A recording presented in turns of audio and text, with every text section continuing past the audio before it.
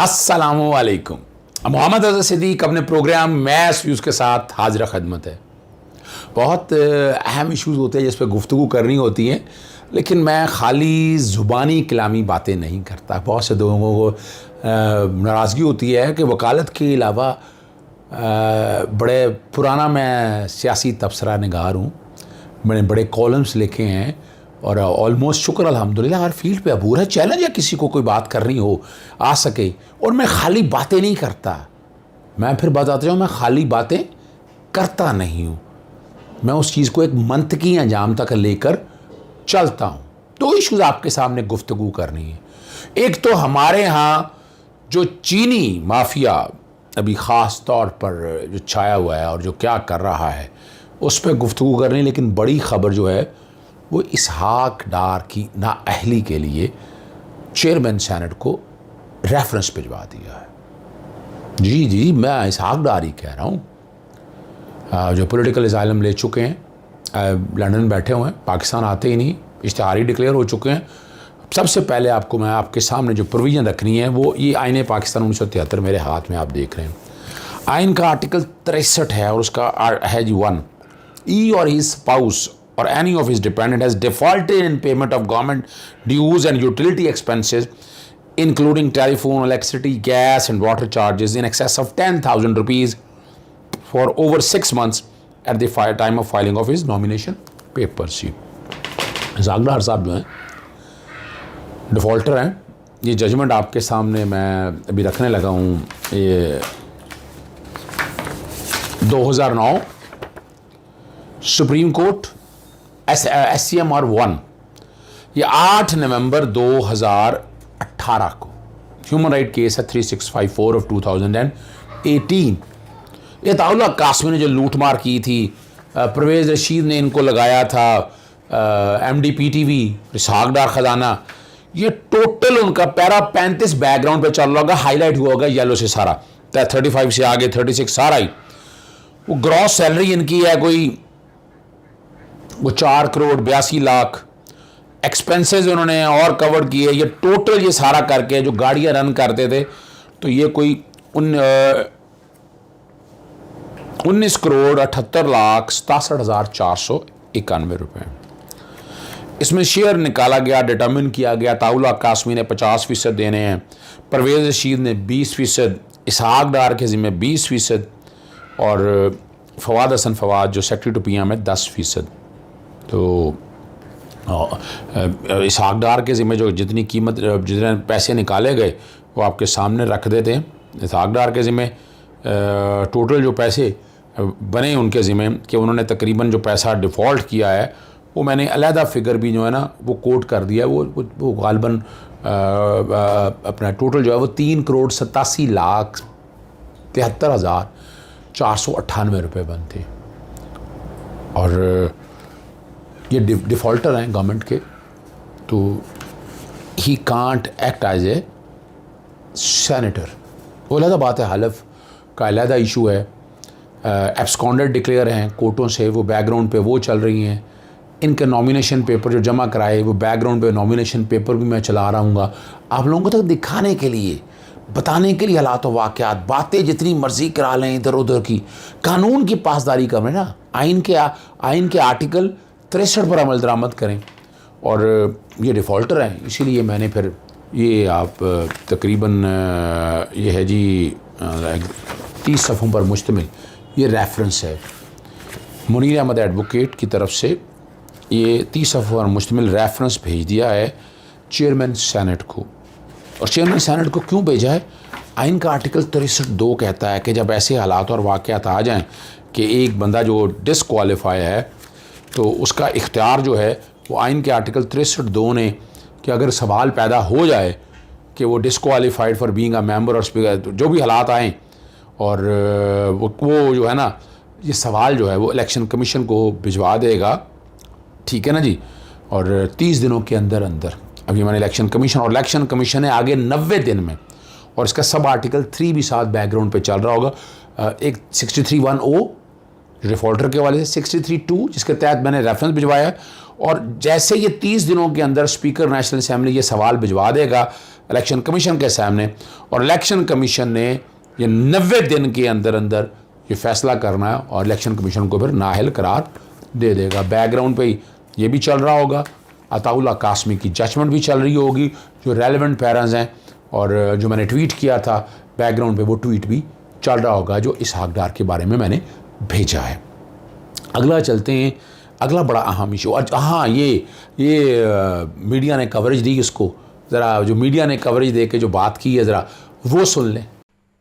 Senator इसहाक डार defaulter हैं, नाअहल करार दिया जाए। जुडिशल एक्टिविज्म पैनल के सरबराह अजहर सदीक एडवोकेट ने चेयरमैन सेनेट को रेफरेंस भिजवा दिया। इसी पर मजीद बात करेंगे मोहम्मद अशफाक से। जी अशफाक, अपडेट कीजिएगा इस बारे में।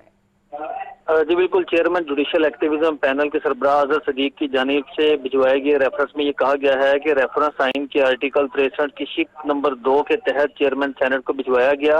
रेफरेंस में कहा गया कि इसहाक डार आइन की आर्टिकल 63 के तहत डिफॉल्टर हैं, 3,83,73,498 रुपए के डिफॉल्टर हैं और अताउल्लाह कासमी के फैसले में अदालत उज़्मा ने जुर्माना किया था।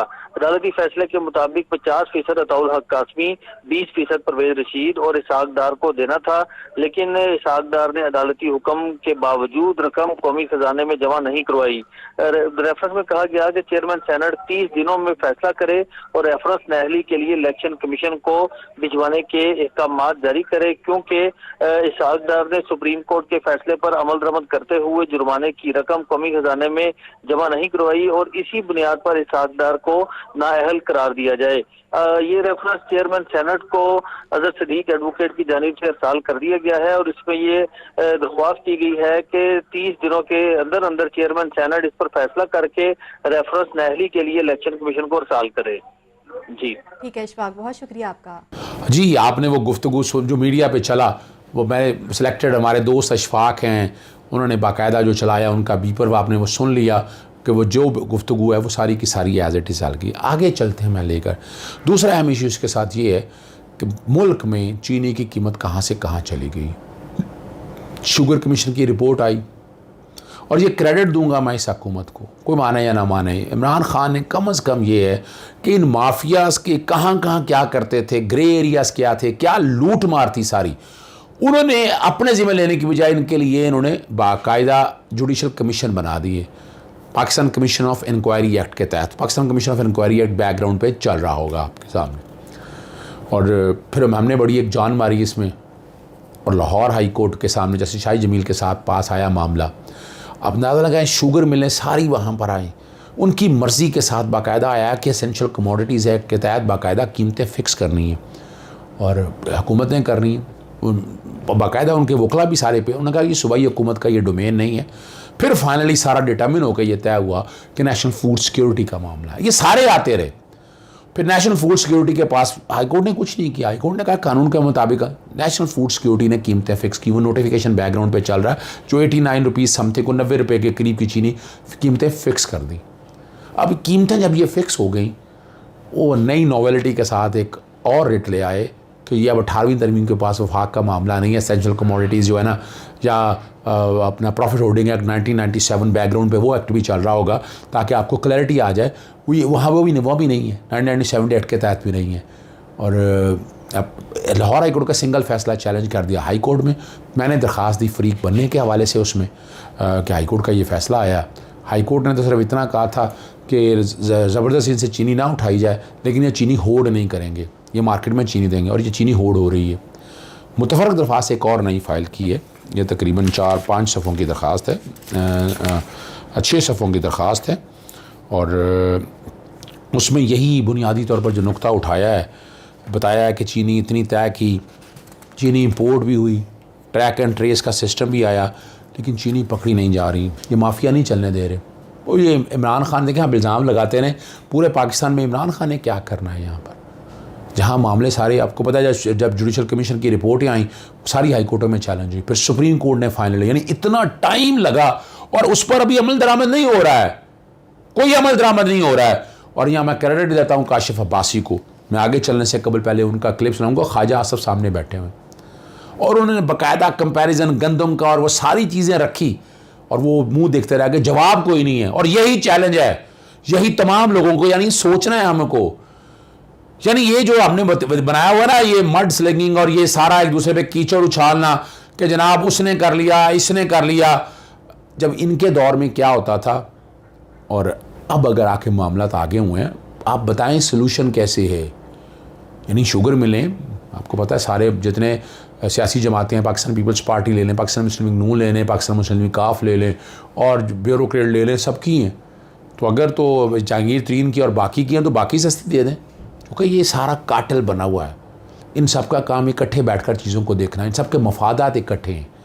तो आपने वो ख्वाजा आसिफ अली आप पहले वो सुन लें ज़रा जो क्या बातें की। चीनी और आटे की रिपोर्ट सामने आई है। मैं आप अभी आज भी प्रेस कॉन्फ्रेंस आप कर रहे थे, फिर भी आपने इस्तीफे का मुतालबा किया प्राइम मिनिस्टर और वजीर आला की। नहीं, उसमें हमने कहा है जी कि ये सहूलतकार हैं। किसके लिए?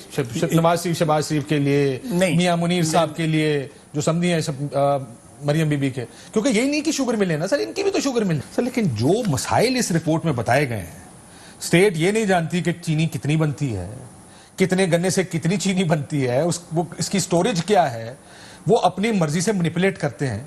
क्यों नहीं पता था स्टेट को आज तक? कंपटीशन कमीशन को कहीं नजर नहीं आया, वो रेगुलेटर है इनका। किसी को नजर नहीं आया कि ये लोग जो 2,000 से 4,000 और 4,000 से 8,000 और 8,000 से 25,000 जो है मिल रहे हैं। कंपटीशन कमीशन ने इसके ऊपर जब कर रहे थे, मैंने बहुत सी रिपोर्टें उनकी पढ़ी हैं, वो ये बात मेंशन कर रहे हैं। आपको तो इसहाक डार साहब ने क्या कहा था एक दफा उनको? क्या वो कहते हैं कि आपको ये क्या कार्टलाइजेशन लगे रहते हैं, आपको क्या दुनिया में पाकिस्तान में कार्टलाइजेशन लगे, कोई जरूरत नहीं किसी को तंग करने की। एक्सपोर्ट ऑफ व्हीट हमने 2013 आपकी हुकूमत में कितनी गंदम इंपोर्ट की है, कितनी गंदम एक्सपोर्ट की है, जरा ये मैं आपको दिखाना चाहता हूं। 2013-14 देखिएगा, ये आपकी हुकूमत है।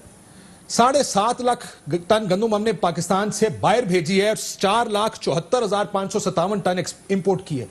यही इल्जाम है ना कि किस तरह आपने गंदम इंपोर्ट कर दी जब शॉर्टेज थी। ये तो आपकी हुकूमत देखिए 2013-14, 14-15 दोनों में 7 लाख टन आपने एक्सपोर्ट की। 2014-15 में 6,81,212 टन आपने देखिए, इफ जो आपने बात की है स्टेटस गवर्नमेंट का है। मैं आप जो बात कर रहे हैं, इफ इट इज करेक्ट तो बिल्कुल इसकी भी प्रोब होनी चाहिए। लेकिन ये हुई कैसे है? नहीं, ये क्यों नहीं प्रूव हुई? मैं ऑफ द कफ इसके ऊपर जो है बहस नहीं कर सकता। इस तरह हुआ। लेकिन जब शहबाज शरीफ साहब और मियां साहब अपनी शुगर में ले गए साउथ पंजाब में, आपने इसके ऊपर शोर डाला था कैबिनेट के नहीं होना चाहिए। देखें, उस वहाँ पे वो ज्यादा क्या कहते हैं कंटेंट, शुगर कंटेंट गन्ने में ज्यादा है, तो कारोबारी हजरात जो है इस तरह कर रहे थे, सारी शुगर मिल्स वहाँ पे शिफ्ट हो रही है कानून के अगेंस्ट।